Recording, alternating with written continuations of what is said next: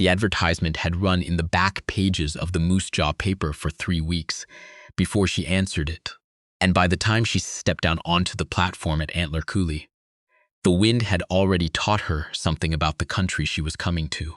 It came across the flats without anything to break it, no hills to speak of, no trees except a thin gray line of Poplar Bluff away to the north.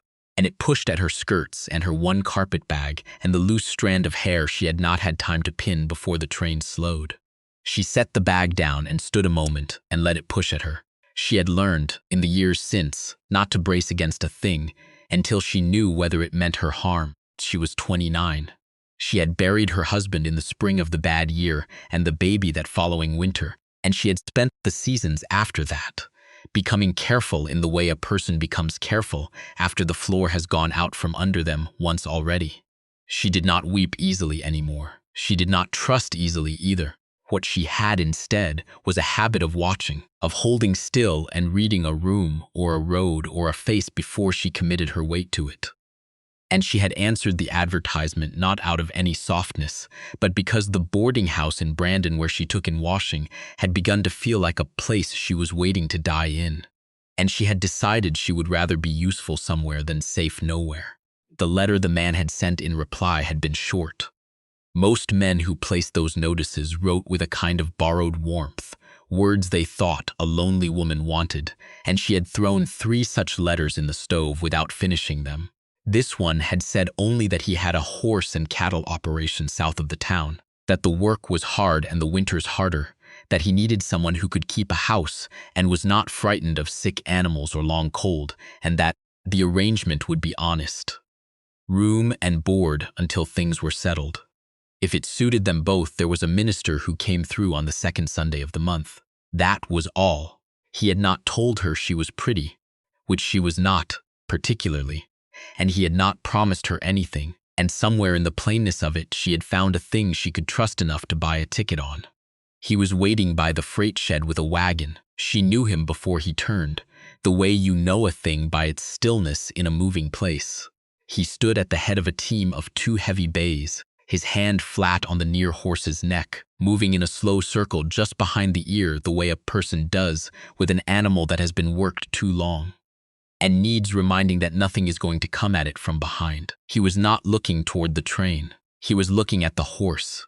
She picked up her bag and walked toward him across the cinders and the loose planking, and he heard her come and turned without hurry and looked at her the way he had been looking at the horse, with an attention that wanted to know something rather than take something. He said, "You'll be the one who wrote." She said she was. He looked at her a moment longer.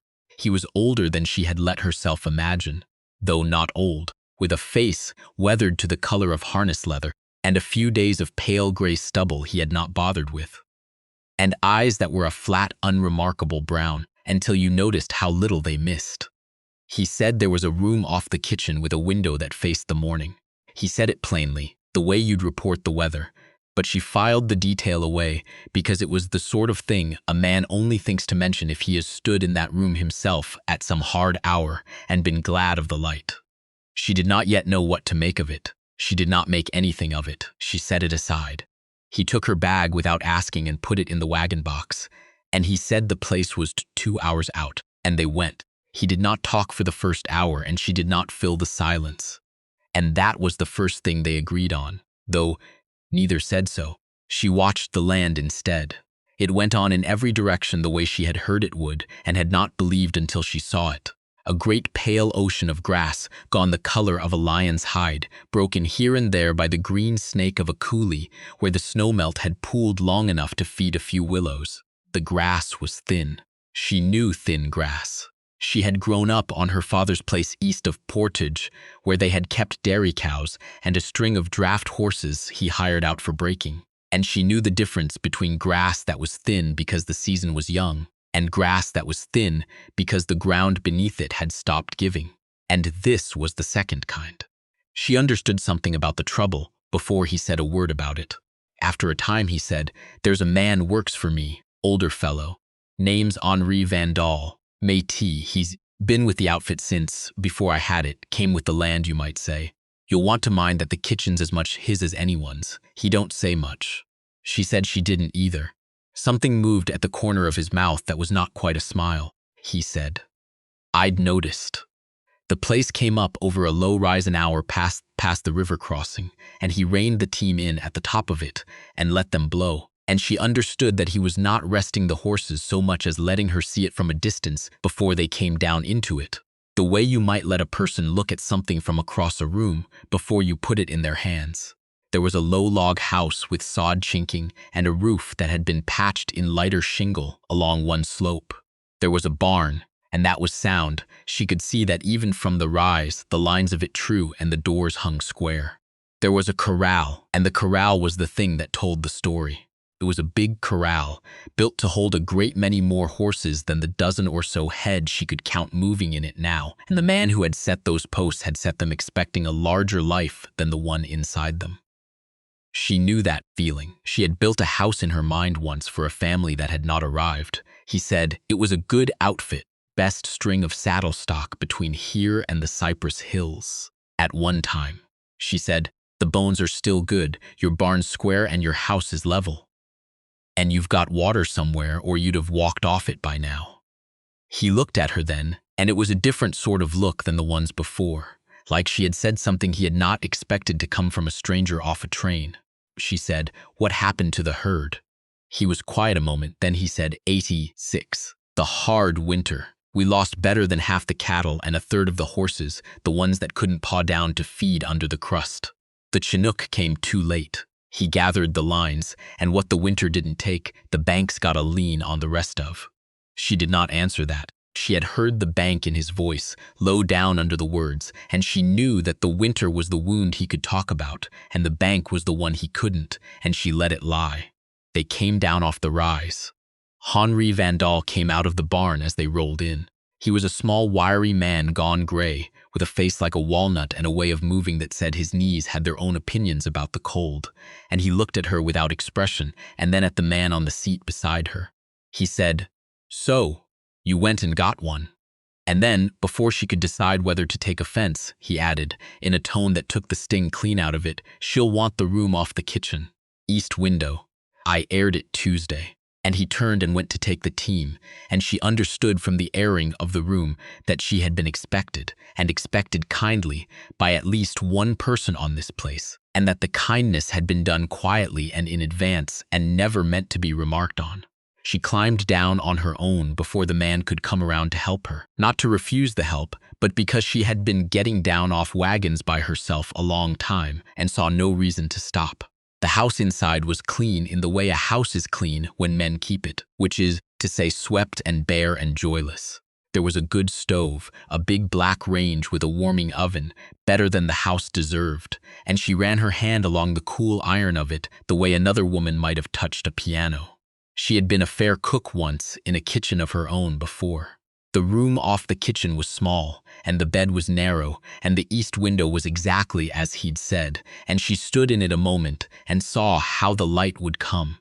And then she put her carpetbag on the bed and tied an apron she found on a nail around her waist and went to see what there was to make a supper out of, because there were 3 of them and it was getting on. And she had not come all this way to stand in a doorway being looked at. There was not much. Beans, flour, a side of bacon going past its best, a sack of withered potatoes from the root cellar with eyes on them like a thing that wanted to crawl off. But there was a milk cow she'd seen in the corral, and she went and found that no one had thought to do anything with the milk but drink it. So she set a pan to clabber for the morning, and she made biscuits and fried the bacon properly and did the beans the way her mother had taught her, with a little of the bacon grease and a spoon of molasses she found gone half to sugar in the back of the pantry. And when the 2 men came in at dark and washed at the basin and sat down, Henri looked at the table a long moment and then looked at her and said, that's more on the table at once than we've put there since the snow. She said it was only beans. He said, I know what it is. I'm telling you what it isn't. The man at the head of the table did not say anything. He ate, and he ate the way a man eats who has been eating his own poor cooking for 3 years, slowly, like he didn't quite trust it not to be taken away. When he was done, he set his fork down and he said, thank you. And that was all, and she found that the plainness of it sat better with her than any compliment would have. That was the first night. She lay in the narrow bed in the room with the east window and listened to the windwork at the corner of the sod, and she thought she had made a poor bargain, coming to a dying place tied up by a bank, and she thought she would likely be gone before the snow. She was wrong about that, though she did not know it yet. The trouble with the place was water, and the trouble with the water was that the man did not understand it, and she did. There was a well by the house that had gone brackish, and there was the creek that ran in the coulee. But the creek ran lower every summer, and the man had been hauling water in barrels to the far pasture all through the dry months, which was killing his team as surely as it was barely keeping the stock alive. She walked the land in her first week, walked it the way she had watched her father. Walk ground he was thinking of renting, reading the lean of the grass and the color of it, and where it stayed green latest in the day. And up at the head of the coulee, above where the man had given up and started hauling, she found a place where the willows grew thicker than the water in the creek bed could account for, and she stood there a while, and she got down on her knees in the mud and dug with her hands, and a foot down the ground went from damp to wet, and there was a seep there, an old spring that had silted closed, choked with years of slumped bank and willow root, and the water was running still underneath it, just running blind. She told him that evening. He listened the way. He listened to everything without expression, and then he said, "We dug that out in '83. It closed again." She said, "Then you dug it out and didn't keep it open. It wants a box of planking and gravel, and the willows cut back hard, and then it wants someone to clean it every spring before the runoff packs it. It's not a thing you do once," she said. "Most things aren't." He looked at her a while, then he said he'd start on it in the morning. It took the three of them the better part of a week. Henri cut and dressed the planking and the man, and she dug, and they boxed the spring and laid the gravel and ran a shallow ditch from it to a stone tank the man's predecessor had built and never had water enough to fill. And on the fifth day she watched the tank come up clear and cold and steady, and she watched the man stand at the edge of it with the spade idle in his hand, not saying anything, just looking with an expression she had not seen on him before, the look of a thing settling into a place it was meant to be. She had not known yet to call that expression anything. She would come to know it. She would see it on him a handful of times over the seasons and learn it the way you learn a word in a new language, slowly, by where it appears. She did the books that month too, because Henri had let slip that the man could read a brand at half a mile, but could not make a column of figures lie down straight. And she found the books in a tin in the bottom of a trunk, and she found them worse than she feared. The note was held by a man named Pruett at the bank in town, and it came due the 15th of November. And there was not the money to meet it, not nearly. And the man had known this for a year and had told no one because there was nothing to be done about it but worry. And a man does not like to make another man worry for company. She sat at the table a long time with the tin open and the bad numbers in front of her, and then she put the kettle on, because the numbers were going to take some thinking. And she had learned a long time ago that you do your hardest thinking with your hands busy and something warm at your elbow. She found a way. It was not a whole way, but she went back through the years of the books, and she saw that the man had been selling his horses wrong, selling them green and cheap to the first buyer who came down the trail, because he needed the cash and could not afford to feed them through a finishing. And she saw that the few he had kept and gentled himself fetched 4 times what the green ones did. And she did the figures.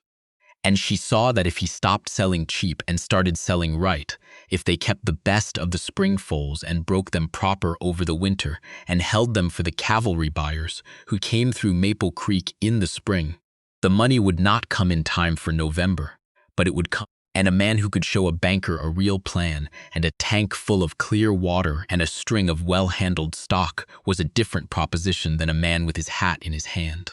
She told him this. It took her a long time to tell it because she was not used to laying her thinking out in front of a person and being heard, and he listened to all of it, and when she was done, he was quiet, and then he said, "You worked this out yourself." She said she had grown up watching her father lose a good farm by being honest and stubborn at the same time, and that she had decided a long time ago that she would rather be honest and clever.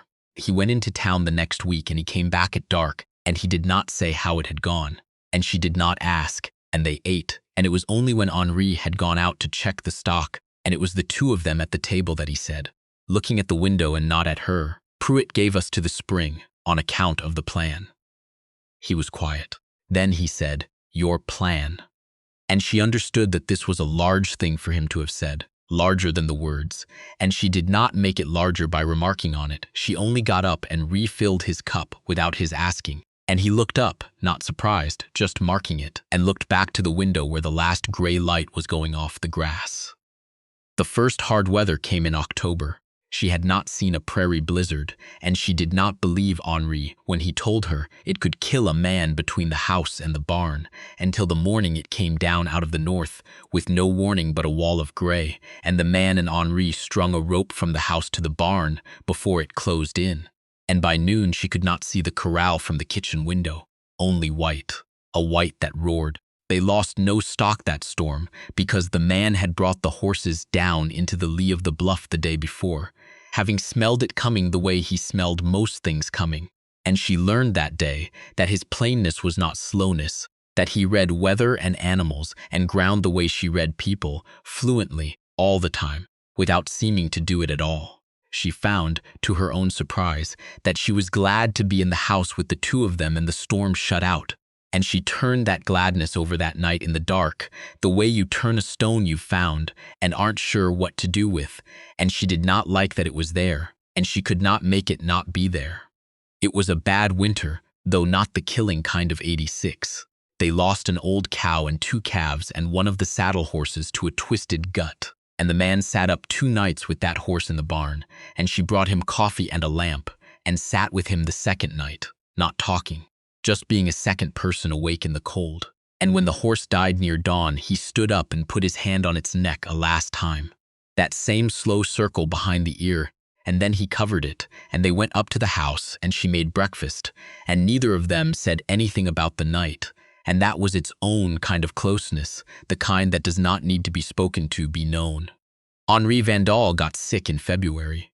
It came on as a cough and went down into his chest, and by the 3rd day he was burning and could not get his breath right.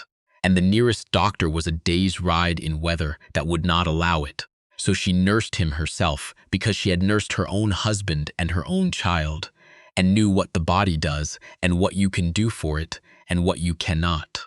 She kept him propped up so the fluid would not settle. She made him broth, and got it into him a spoon at a time. And she made a plaster of mustard and grease the way her mother had, and she sat with him through the worst of it, the 4th night, when his breath came so shallow she thought twice it had stopped. The man stayed in the doorway most of that night, not coming in, not going, and she understood that Henri was the nearest thing to family the man had, that he had come with the land and stayed through the death of the man's wife and the loss of the herd, that he was the one thing on the place that had not failed or fled, and that the man was standing in that doorway because he did not have it in him to lose another person, and did not have it in him to leave either. So she nursed Henri for the man as much as for Henri, and on the 5th morning the fever broke, and Henri opened his eyes and looked at her and said, in a thread of a voice, "You're still here." Like that was the surprising part, and she said where else would she be? And he closed his eyes and slept, and that was the turn. He mended slow. He was an old man, and the winter was long, but he mended, and by the time the snow began to rot in the coulees, he could sit on the porch in the afternoons wrapped in a quilt and tell her she was putting too much wood on the fire. And she let him, because a man who has been that sick and is well enough to complain about your housekeeping is a man who is going to live. She found she had grown fond of him in a way she had not let herself grow fond of anyone in a long time. She thought, more than once that spring, about how the man had stood in the doorway and not come in, and how that was the truest thing she had learned about him, that he loved the few things he loved without any way to say so, the way some men are born without a hand and learn to do everything with the other. The foals came in March, in the cold before the light, and she was out at the corral with a lantern, and the man was already there, had been there since 3, he said, and they brought them in together. 4 of them that first week and 3 more after, and she stood at the fence with her hands wrapped around a cup of coffee gone cold and watched the smallest one find its legs and it went down twice, and the third time it stood and stayed standing, and the man came and stood beside her, and after a while he said that one was going to be trouble, and she thought he was likely right. They were the best foals the place had thrown in 5 years, and she knew it and he knew it, and they both knew what it meant, which was the spring sale at Maple Creek and the note, and whether they were going to keep the place or not. The cavalry buyer came through in May. The man had broken the green stock all winter, working them in the round corral in the short afternoons, gentle and slow and sure. She had watched him at it and seen that this was the thing he was for, that a horse came out from under his hands, trusting the world in a way that was worth money to a man buying mounts that had to stand under fire.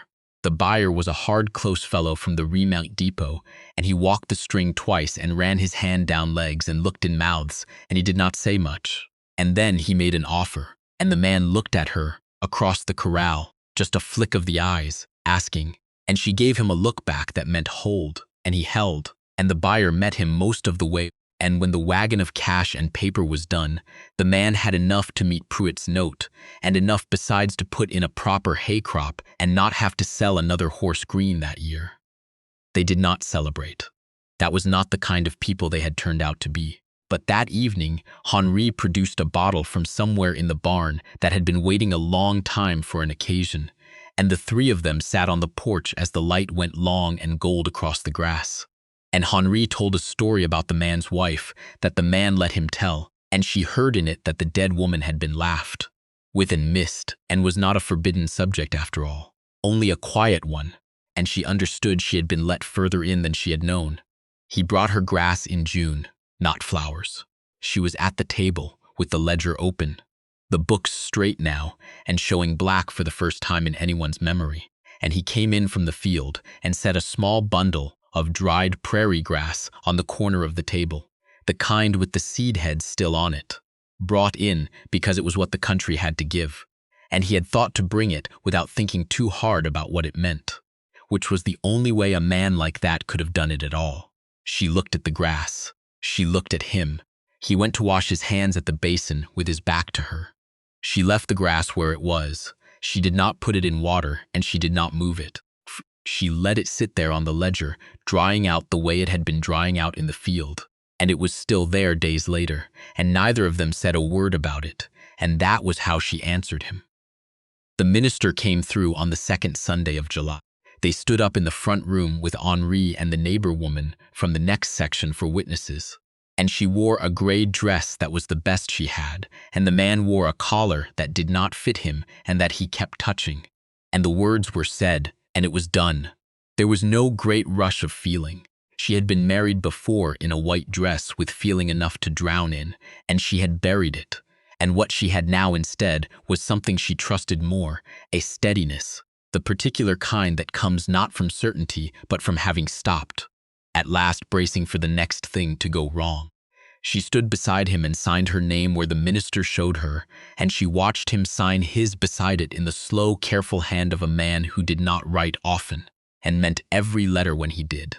And she thought, this one will not run off, and he will not lie to me, and he will love me the only way he knows how, which is by mending the gate and bringing in the grass and standing in doorways. And she found that this was enough, that it was more than enough, that it was in fact the thing she had been wanting all along, without having the words for it any more than he had.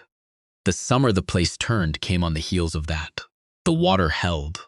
The new spring fed the tank, and the tank fed the far pasture, and the grass came back where the man had given it up for dead, green and thick along the coulee.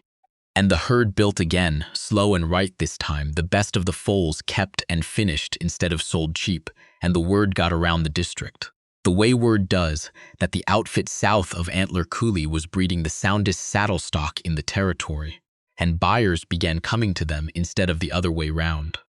In the fall, the man hired on 2 brothers from across the line who knew horses and kept to themselves, and the work grew past what the 3 of them could do, and she ran the books and the house and the buying, and he ran the land and the stock, and the line between those 2 things blurred so often that she stopped thinking of them as 2 things. Henri Vandal stayed. She had half feared after his sickness that he would go to his daughter in Batoshe the way he sometimes talked about doing on the cold evenings. And she had decided she would not stand in the way of it if he chose to, because a man should die near his own. But he did not go.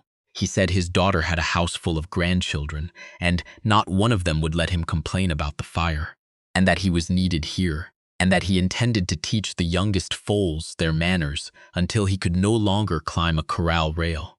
And he made the place his the way he had always made it his, quietly, by being in it. And she was glad of it every day, and she made sure he knew it in the ways he would accept, which was by saving him the heel of the bread and never once telling him she had done it on purpose. There was a notice in the territorial paper that fall, a short piece about the ranches of the southern country, and it named theirs among the rising ones and gave the acreage and the count and the breeding, and got most of it right and spelled her name wrong. She corrected it in pencil in the margin and set the clipping in the front of the ledger between the pages where she kept the years. And she found, months later, that he had taken it out and read it, and put it back without a word, the crease worn soft where a thumb had gone over it more than once. He built the second chair that autumn. She had not asked for it. There had been one chair on the porch as long as she had been there, his, facing east, where the light came first off, the long pale grass that ran to the edge of the world. And one evening in the cool after the work was done, it was simply there. A second chair beside the first, made over a string of evenings in the barn in the same unhurried way he did everything. Set down facing the same direction without ceremony or announcement. She came out and saw it and did not say anything. And he did not say anything, and she sat down in it, and he sat in the other. And the grass moved in the way it does when there is no wind to speak of, just the slow breathing of the country, indifferent and steady and very large. And a hawk hung over the far pasture without moving its wings. She thought about the train platform and the wind that had pushed at her that first day, and how she had stood and let it push and not braced against it because she had not yet known whether it meant her harm. She knew now that it had not. She knew now that almost none of it had. She reached over without quite deciding to, and her hand found his on the arm of his chair, and he turned his palm up under hers, the way he turned it up to the basin, plainly, without surprise. And they sat like that while the light went long and then gold and then gray, and neither of them said a word, because by then they had stopped needing to, and the country breathed around them, and they stayed until the dark came up out of the coulees and took the grass and the fence line, and at last the far edge of the world, and still they stayed.